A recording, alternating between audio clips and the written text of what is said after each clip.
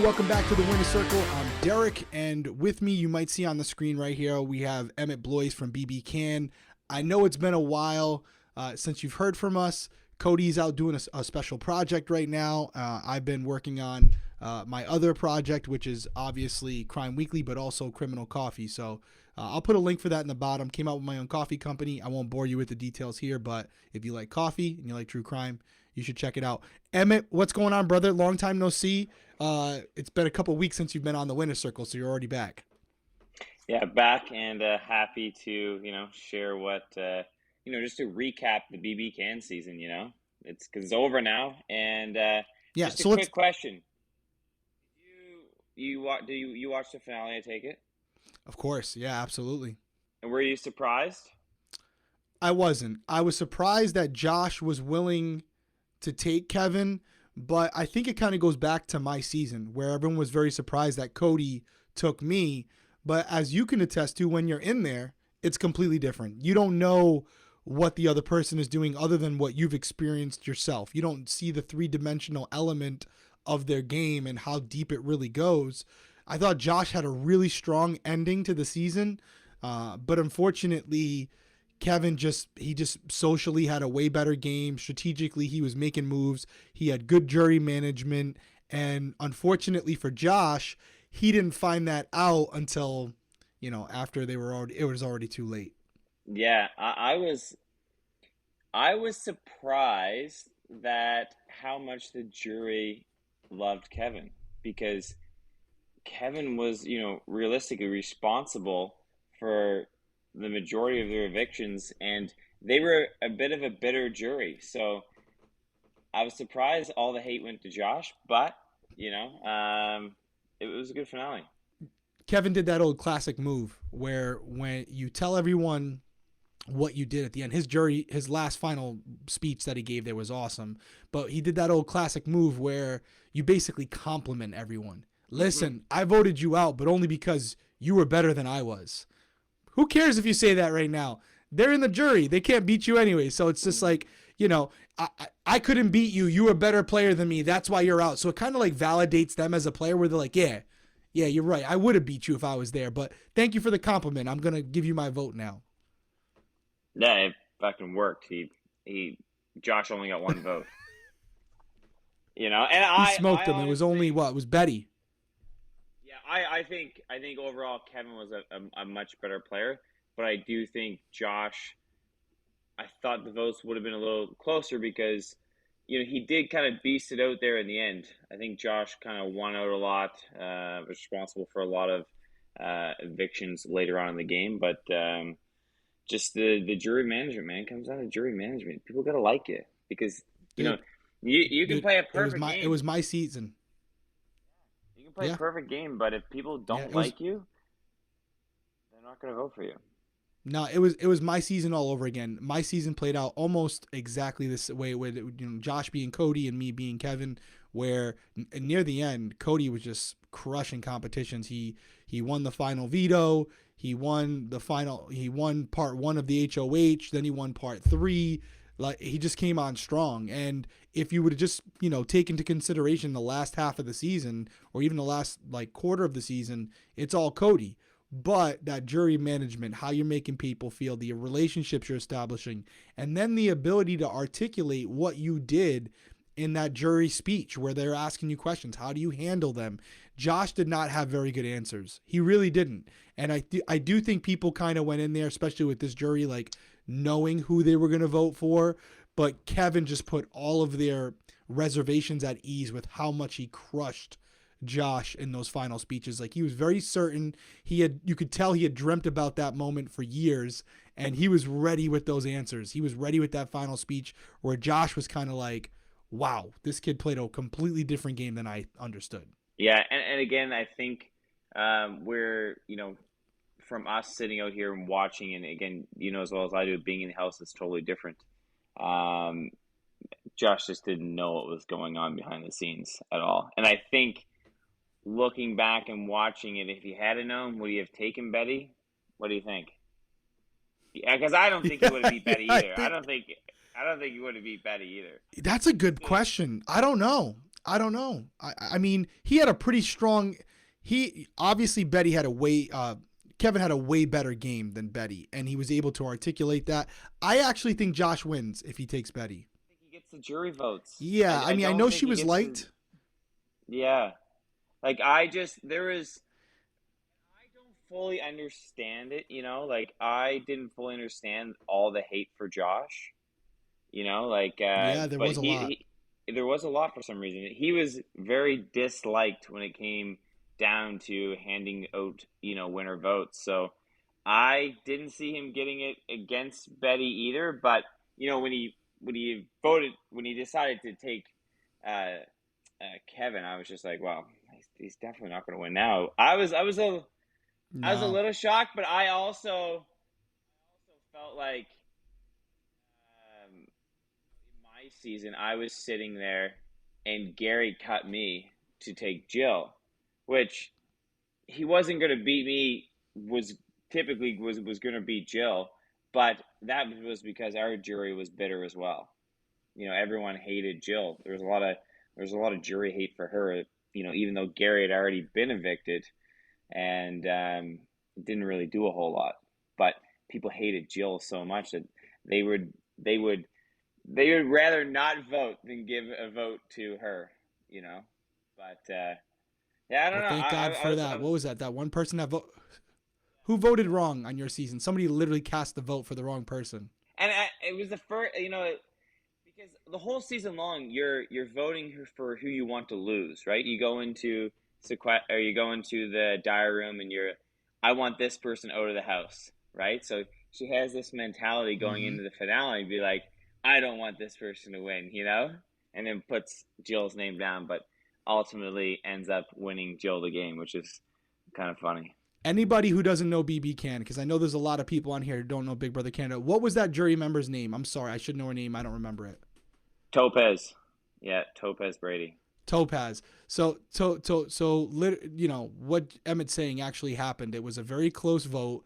There was a woman by Mm-hmm. the name of Topaz who goes up there. She puts her card in the slot for the winner, and she thinks she's voting who not to win. So she puts Jill's card in there, and it was like this huge thing, like on live TV, where Arissa reads it, and then Topaz realizes, like, oh wait, no, I voted for the wrong person. I want to change my vote.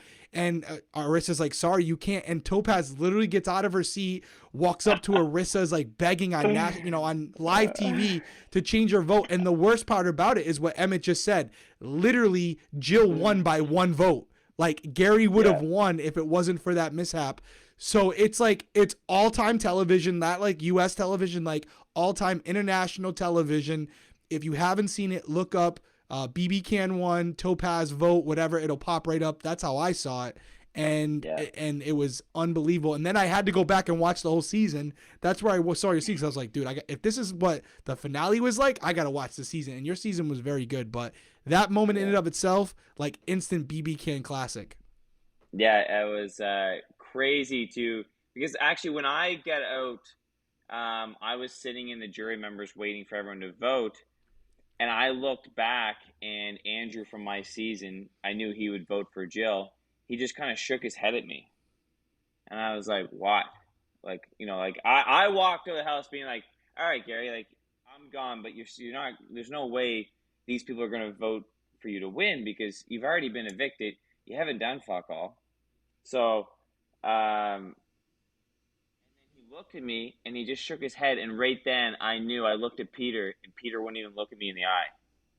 And he was still so upset from how we got rid of him from the house that he had kind of, him and Alec had kind of turned everyone against him. But like, I don't know, bygones, bygones, it's all good. But it just goes to show that, it's very real for people. The vote does become very emotional. And I think Kevin did a great job of, making sure that he pumped everyone's tires before they casted that vote, even though I'm pretty sure it was all done before that happened. But Yeah.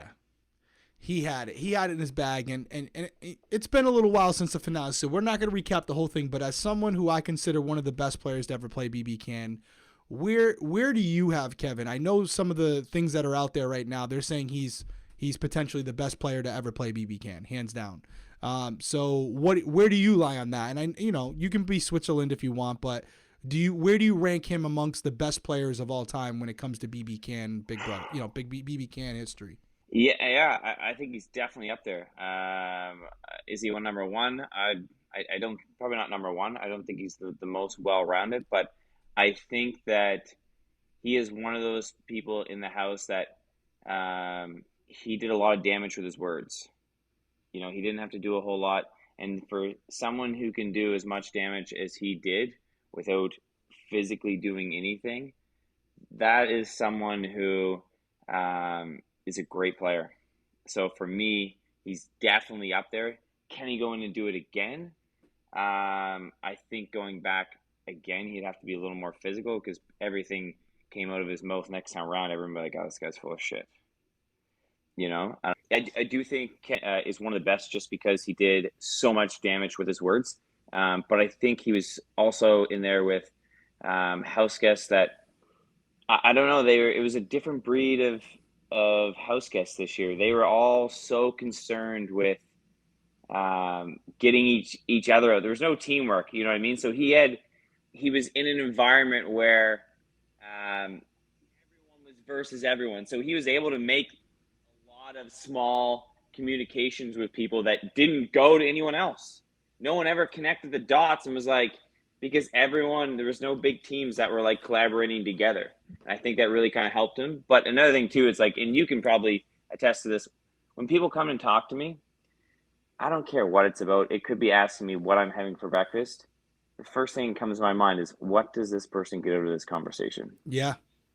And I just didn't see a lot of that this year. It's like, again, it doesn't matter what you want to talk about. It's first thing that's going through my head is I'm listening to you, but I'm like, what do you get out of this? What's the agenda? Yeah.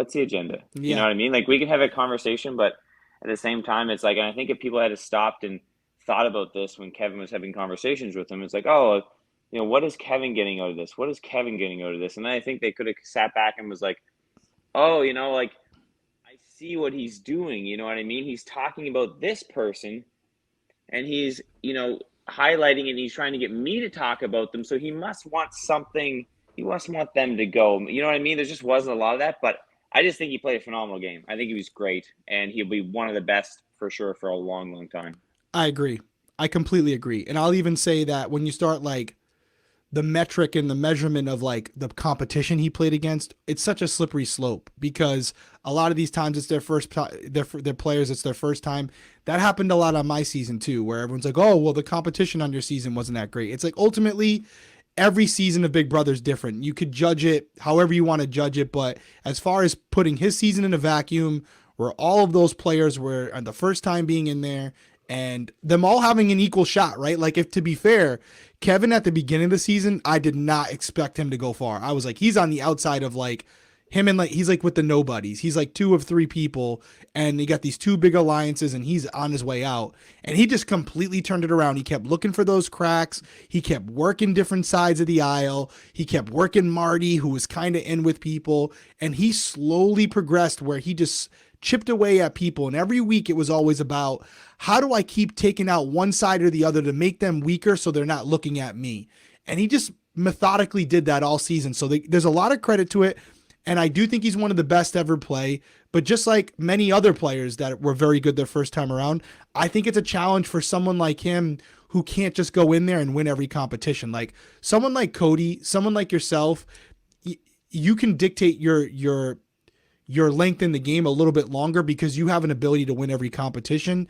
But with Big Brother, you can only win you can't win back-to-back HOHs. It's not Survivor. So you really got to not only win HOH, but then get lucky with a token draw or however you guys do it on Canada. You guys don't do the token. Yeah, you do.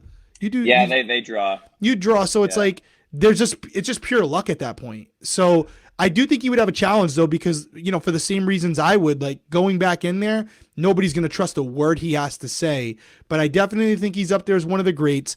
I know that you attended the finale party afterwards.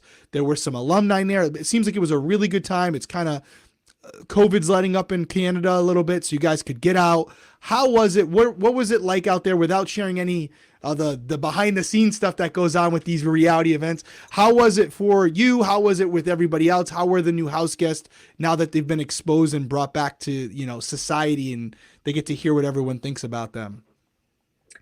Yeah, it's been a few years since we have went to Niagara for a finale party, and it was just kind of nice to see everyone. Nice to meet the new house guests again. They kind of, for them too, it's very much still very raw.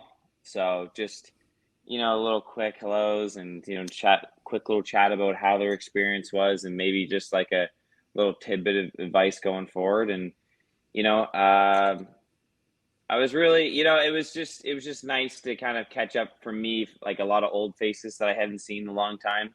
But it was a good time, and I honestly, personally, with finale, and maybe I don't know if you did this, Derek, but I know when I go to the house, I just want to go home. I couldn't have went to finale weekend. I was just like, get me out of here. I gotta go. Yeah, I had my daughter and my wife out there, so I wanted to get out of there too, but I also had just one, so I was like, let's do our thing, Yeah, you know what I mean? But I will say, to the point you made a couple minutes ago, what was nice about our season, and they do this every season, is the party that's afterwards. It's a lot of Big Brother alumni and a lot of fans, but I had the opportunity to go around and talk to all players that I was fond of and enjoyed watching. And they do exactly what you said. They give you some advice, tell you some things to look out for, maybe some house guests to watch out for, and you take it all in. You may not adhere to everything they tell you, but it's good to just take in information from all sources and then make up your own mind. But I felt like it was a nice transition from like being in the Big Brother house to being back in the real world, where there's a bunch of people there who know exactly what you're going through. So I enjoyed it as well. And I think it was great for you guys to get out there. I thought about going. You had hit me up. It was my yeah, daughter's first communion, or I probably would have went out there for the night, because I think right now we're all, like, everybody in the world is kind of in this position where we're all trying to get back to some normalcy, and any opportunity to get together and like just hang out, with real people, not through Zoom. It's like, oh, we're going to play checkers? Sign me up. I'm there. I'm down. Let's do it. Like, any excuse to get out of the house. It's like, yeah, I'm in. yeah. I mean, that was huge. It was a big turnout, and I think COVID had played a huge part in that, just because we first time a lot of people were getting away from home, and who doesn't want a little bit of a reason to kind of get away for a weekend, and kind of, because, and it's a weird thing going through the Big Brother experience, and there's a very small select few people that can sit there and relate to it and have a conversation with you on it. So I do see that value in it, coming out of the show. I mean, we were season one, so we didn't have any alumni, so it wasn't really like, it was just kind of going to the real world.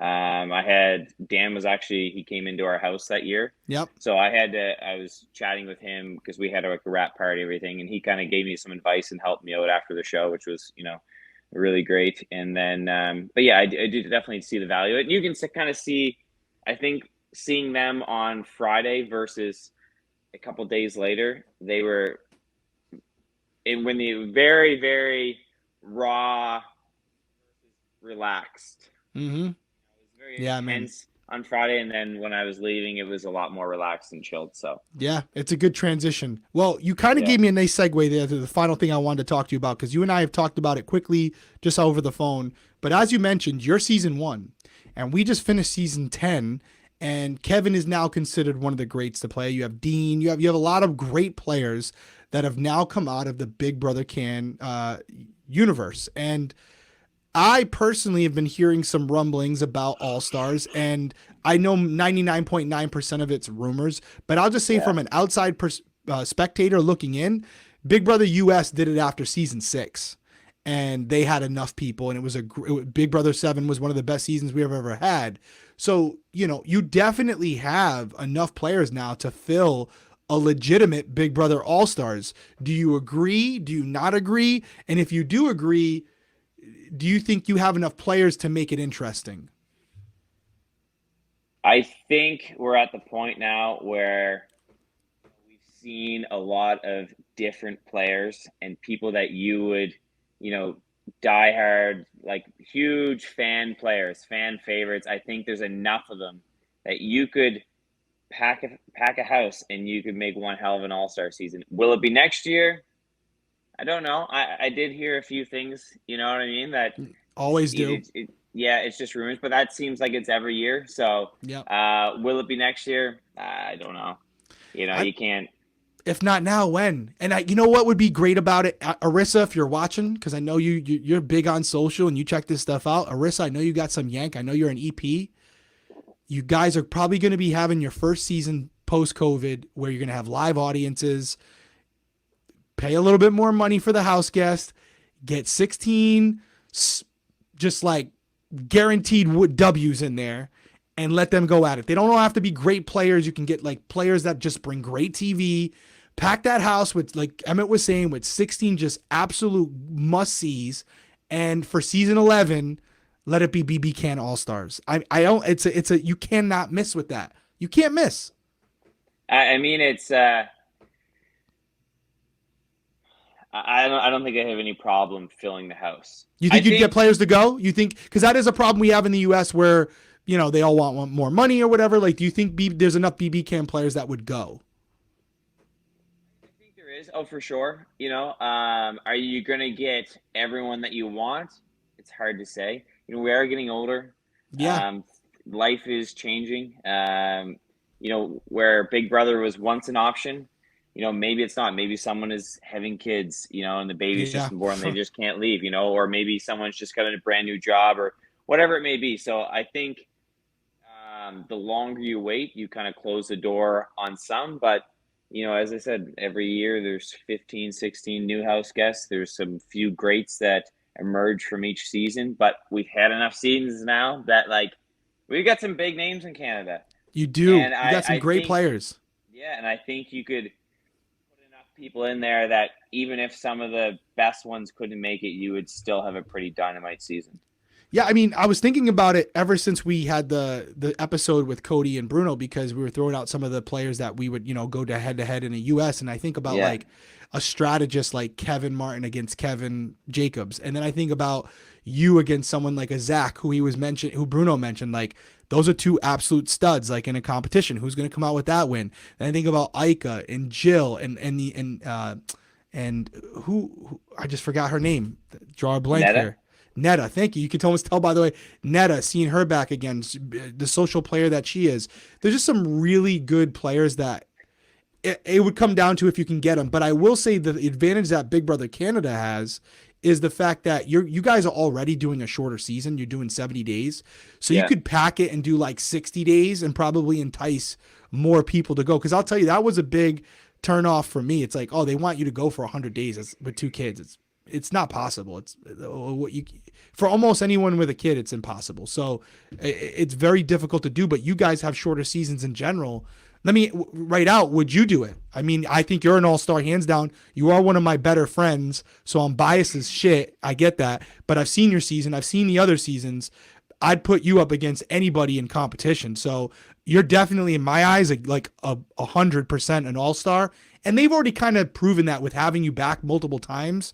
You're good TV. Yeah. They're going to have you on. Would you consider it? I mean, the one depends when it is. I just you got some things going. You got things going on too. I got things going on. I hate losing, and it just bothers me. So to be, you want that you're like Cody. Yeah, and I feel like when I was in, it was 10 years ago. I was, 24, 23 years old. I was young. I'm definitely not that same guy. And again, going in, I was just a fan of the show, basically only auditioned for the show because my brother told me he watched it and he's like, oh, you should do this. And then as I start making it through casting and I'm like, oh my, these people are going to put me on this show. I start watching, and then as I'm watching, I become a fan of the show. Yep. So now over, years later, watching all these seasons and, watching the American seasons and getting to meet everyone and seeing the gameplays all kind of play out and stuff. Yeah, I like to test it. But here's another thing too. It's like I think the best season is if you can get all the best players. Because let's just say if they put in, they put in a couple people like a Dane or myself and like maybe like Kevin Jacobs, and then they put in a bunch of people that didn't do so well. Well, who do you think's going to get, like, you know what I mean? And Yeah. again, you do control your own fate. Like, people still have the opportunity to work with someone who is great and can benefit their game. Like, it's all. I think a great player shouldn't have to physically save themselves, but can socially do it too, because there's value in working with someone. Yeah, they're a great player, but also too, if I think there's only a few of them going, then I think it's even tougher. But if you put like, John Party and Netta and Kevin Martin and Kevin Jakes and like all these big names, and they all show up, You got to go. You gotta go. You got to go. Like, you want to play against the best, and then I think there's no like. And if you don't go, it's almost like, Emmett didn't want that smoke. You didn't want that. You know what I mean? So it's like, show up or shut up. You know what I mean? And then I've been open about it. That was, it was lower on the list. Number one was Tenley. Tenley didn't want me to go, so everything after that didn't really matter. But I will say other factors were money and also the rumors of who was going and who wasn't going. And I was like, this might be my only chance to play again, and I'm going to go in there against people. Not saying I decide who deserves it or who doesn't, but there are certain players I would like to play against to see how I would do. And if they're not going, even if I win, then it's going to be like, well, you didn't play against so and so. Okay, so let me ask you this. Give me 5 people who, when you go back, if you would go back, they would have to be there. Yep, that shouldn't be too hard. So Dan, yeah, Will, Daniel Reyes. Let me go through it real quick. Daniel Reyes. Do you put Cody back in? See, it's so weird with him because I consider him like family, like you. Like I that would hurt me actually. I would rather not play with him. I would rather just do it on my own. You know what I mean? Because he's one. But if I went back for that winter season, he would be there. But I would rather like he got the opportunity to do it on his own. But if he was there, he's not someone that has to go for me to go, because then it's like we're gonna play together. I'm never gonna vote. I'm never gonna cast a vote against him, no matter what you tell me he said. It's like it's a done deal, and he would do the same. But for me, I've always been compared to Dan and Will, so I'd like the opportunity to play against them. I actually like both of them, but I'd like to play against them. Danielle's one of the greats. I'd love to play against her. But there's really I don't have problems with anybody, really, where I'm like, I got to beat them to prove that I'm good. But I would just want Dan and Will in there because ultimately we're all equal targets. So it would level the playing field as far as everyone targeting me over everybody else when I first go in there. But also, if they beat me, then they beat me. If I finish third to them, that means I'm third best overall. But if I beat them, there's no excuses anymore because your boys were in there and I beat them. So it's like, if we're going to put it to rest, let's put it to rest. But that's why I think like the only chance I would go based on what you were saying earlier is like if it was an all winter season, because that would guarantee like any of the ones that won, you're not going to be able to come back to me and be like, oh, they didn't play, so doesn't really count. Because if they don't go, like you said, if I don't go, then if there's an all winter season and I don't go, I'm out of the conversation. Yeah. I'm saying that now. Mark it. If they all go and I decide, oh, I don't want to go, I got too much going on, well, then I'm kind of excluded from the GOAT conversation, because at that point I had an opportunity to play against all the other greats and I didn't go. Well, Survivor did it. Was it last year? Yeah. All winners. Yeah. So you guys have enough seasons to do it. To do it. Yeah. Think they would do it? No, because we're all greedy.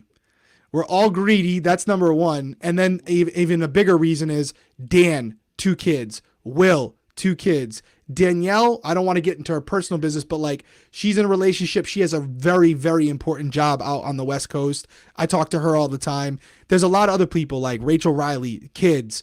Janelle. What about if it's a short season? Yeah, I mean, if it's a short season. Short season.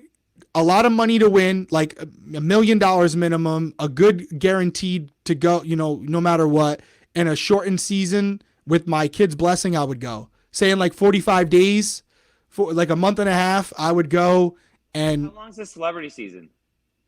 it's like literally a month, dude. It's like a month and a half. That's why I know they can do it. They might have to do less players, but that might be beneficial because you're not going to get everybody anyways.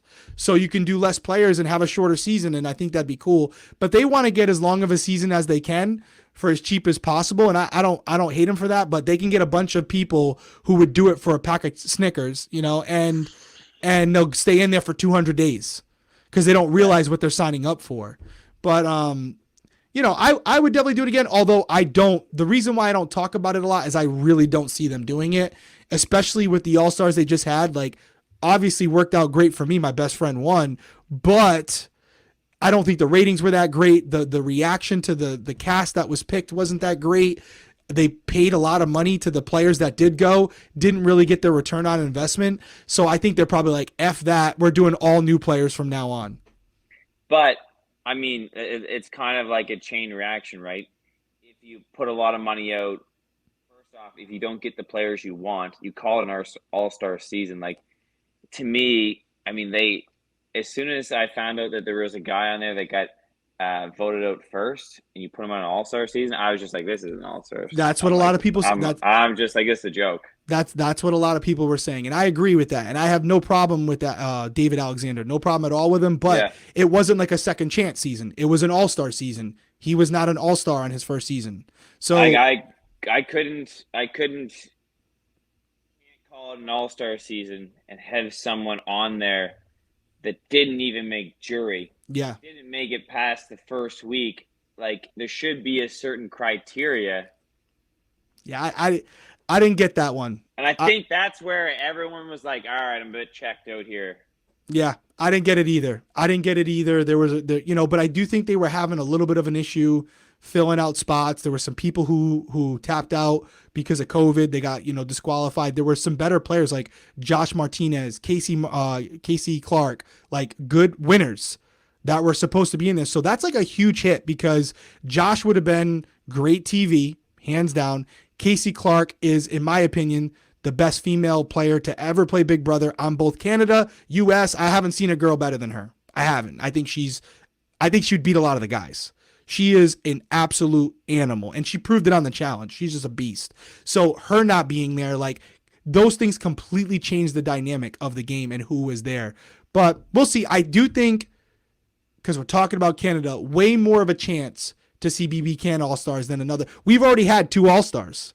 You guys haven't even had one yet, and you now have half as many seasons as us, almost half as many. So I do think there's an opportunity for Big Brother to say, hey, we're going to try to pump up the ratings here, because I think your ratings are decent, but they're not like blowing the charts away. So I think it's an opportunity to maybe do a boost and get some people who just cause people to gravitate towards their TV on the nights when the show's on. And I can name 16 people right now with you. We're not going to do it, but 16 people right now that would be must-watch TV. Oh yeah, we have the people. You definitely have them. We'll have to. We have to get it pushed. For it. You have a better chance at that than BBCAN versus BBUS. I think now. I think you have the players, and it doesn't have to be like a crazy amount of money, but I think there's an opportunity to say to those greats, like, hey, listen, we're going to pay you this amount of dollars. It's going to be a little bit shorter of a season, but you're going against the greats. And you have an opportunity to solidify your position now, or maybe even move you up. If you have someone, like, I'll give you an example. John Party's not someone who talks about as the greatest player of all time anymore. You know what I mean? Like, there's been a lot of other players. John Party goes in there and wins it again over Dean, over Kevin, over those players. Guess what? He's in that conversation because now he's won twice. He'll be the only 2-time winner in Big Brother history. Yourself, you didn't win the first time, but a lot of people thought you were the best player on the season. You go in there and win, you're in the GOAT conversation now, like a Cody. You know what I mean? So legacies can be made and legacies can be broken on an all-star season if the right cast is there. So I think that's enticing for a lot of people too, where it's like, you go there, you didn't win the first time, you win on this cast, and you were very good your first time, you're now in that. Cody went right to the top. Cody's considered by some to be the best player of all time now. Just like that. Just like that, because of how incredibly well he did against other great players. So I think that's going to be enticing for a lot of your players. Like Kevin's a good example too. Kevin Martin, he's someone where didn't win his first time, won his second time, isn't considered the greatest of all time, but again, he wins again. He's in that convo. Same thing with Kevin Jacobs. There's a lot of them. There's a lot of players that have won. Paris, there's some people who say, oh, Paris shouldn't have won, whatever, right? Imagine she comes back and wins again over all these people. Now it's like, damn, okay, maybe she is number one. So I think that would be enticing for a lot of people to say, hey, I do think I'm the best player to ever play Big Brother. I'm going to go beat these others that you say are great just to prove it. Yeah, I think it's definitely enticing. I think some people have a lot to lose. Yes, that's the other thing. That's another thing. I think that's what a lot of people will take. Like someone who played their first time and gave it everything they had, and either came up short but just short or won, and then maybe they don't get the confidence that they can do it again, so they're just not going to show up because they can be like, I'm okay with I'm going to be a great player, but I don't need to be the best because I know if I lose, then they're going to knock me down to the bottom. Stock's going down. And that happens too, right? There's a couple players that I won't be rude, but there was a couple players that I've watched the first time. They were my favorite players. They didn't win, but they were some of my favorite players I've ever watched. We're always in the conversation of like my favorite player from Big Brother, both Canada and US. And they've come back and played. I'm not going to say what season, but they've come back and played and they were not very good. And I was like, damn, this doesn't even resemble the person that I was fanboying over the first time. So I completely agree with you. And I think for a lot of people, that would be it. Like there's be an uphill battle for a lot of people. Like we had talked about earlier with Kevin and stuff, someone who can't necessarily go up against the best physical competitors and win. And that could be a problem because if all you have is your words and now your game is exposed, you have to completely reinvent yourself. I would have to do the same thing. So I'm not hating on Kevin at all. Like I'm self-aware enough to know, like I won some competitions, but if you're going to put me into a house with the Codys of the world, and it's a physical competition, I'm going to struggle. I'm 38 years old. I couldn't beat him when I was 30. How am I going to beat him now when I'm 38? I mean, that's just being real. I'm not dogging myself. I'm just being, that's science. It's biology, So now if it's a mental comp, I smoked a lot of them in the mental comps. Throw me in some memorization comps and stuff. They might have a problem on their hands because those are the ones I won. But if we start doing vetoes where you got to hold on to something or whatever, I'm just going to be like, all right, you guys got to put me up. Do you think? I'll see you guys. I'm gonna go sip on the sideline and cheer you guys on.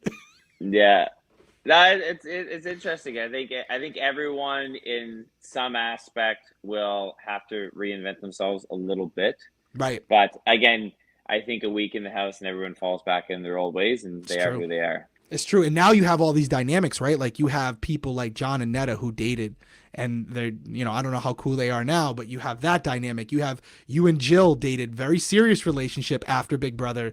Like you guys have both moved on. She's married as well, right? Yeah, married. So I mean, well, not married, but kids. Yeah. So kids. So like, what would that dynamic be like? Are you guys going to work together? Are you going to, what's going to happen? I think she cut me for sure. I love her. She's amazing, but I think she got me for sure. I couldn't trust the words she said. But see how entertaining is this to think about it? Yeah. And then there's all the dynamics like every Big Brother, whether it's Canada or US, where there's things that happen outside the house that get carried into the house. What are those, conversations? You can kind of see like some people when like Big Brother are getting, there's like get-togethers like again for finale weekend. You can see people like if you look around, you're like, some people have the intention of like making certain relationships and hoping that they will go back someday and be like, hey, remember that chat we had? Yep. It's a real thing that's happening. You know what I mean? It's people hopes because there are the rumor mills going around that next year might be the year. But Big Brother politics, and Peter Brown's at the head of all that. He's making moves with everybody. Peter, if you're watching, we see you, bro. We know you're out there. Like you got 7 alliances already going. Like everybody's a part of the Shield now, going in there. Hey, remember? He's definitely. That's why he plans all these events. He's like, remember? I got you that better hotel room. We're gonna be in there, and he's like, "You ever want to come to one of these events again? You're not gonna put me up." He's like, trust me, just so you guys know, if I go home early, I'm the one planning this. And if you guys want to be invited to the club for VIP, I would rethink that jury vote. No, I love Peter. Peter's great. Yeah. He does a lot for the Big Brother community. He always has. He's great. But yeah, no, I'm excited. Congratulations to Kevin Jacobs. I'm actually going to have him. We're doing an interview next week with him. He's taking a couple weeks out of work. I DM'd him, slid into Kevin's DMs. He's down to come on the winner's circle and kind of break down his game. So I'm looking forward to that.